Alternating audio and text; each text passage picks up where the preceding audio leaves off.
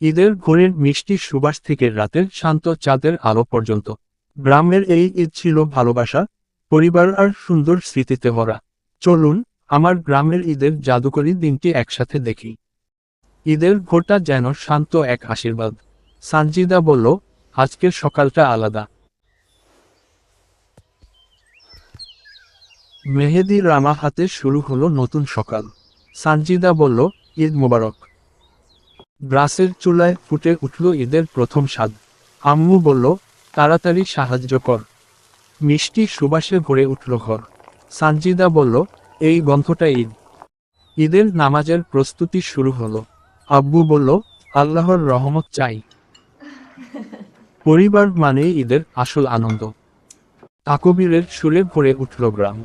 মানুষ বলল, আল্লাহ আকবার।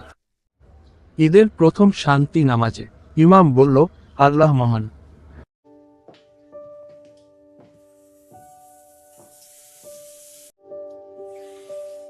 গোসলের শীতল জলে ধুয়ে গেল ক্লান্তি। নতুন পোশাকে ঈদের সকালটা আরো সুন্দর হয়ে উঠল। গোসলের পর ভেজা চুলে গ্রামের বাতাস যেন ধীরে ধীরে সব ক্লান্তি মুছে দিচ্ছে, আর নতুন থ্রি পিসে সানজিদা হয়ে উঠছে আরো শান্ত, আরো সুন্দর। ত্যাগের গল্প শুরু হলো এখানেই। শিশু বলল, কত যত্নে বড় করেছে।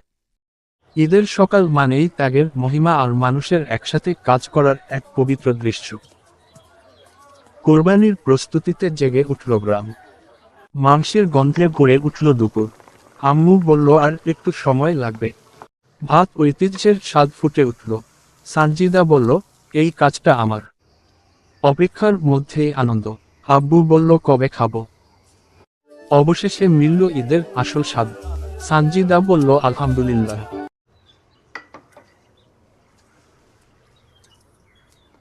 স্বাদে ভরে উঠল হৃদয়। নাফিসা বলল, এটাই ঈদ।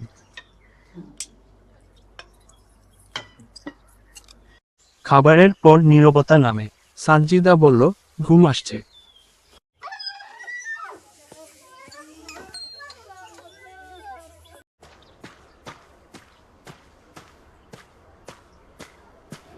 বন্ধুত্ব আসে ঝড়ের মতো। ভাবনা বলল, মাংস দিলি না কেন। ঝগড়ার মধ্যেও ভালোবাসা। সানজিদা বলল, তোকে দিচ্ছি। দিনটা ধীরে শেষ হলো। সানজিদা বলল, কত সুন্দর বিকেল। আনন্দ শেষে আসে ক্লান্তি। সানজিদা বলল, আজ অনেক হলো। গ্রাম ঘুমিয়ে পড়ল। সানজিদা বলল, শান্ত লাগছে। স্মৃতি শব্দে বন্দী হয়। সবকিছু মিলিয়ে এক পূর্ণতা। সানজিদা বলল, আলহামদুলিল্লাহ। ঈদের দিন শেষ, কিন্তু সুখ থেকে যায়। সানজিদা বলল, আমি এই স্মৃতি ভুলব না।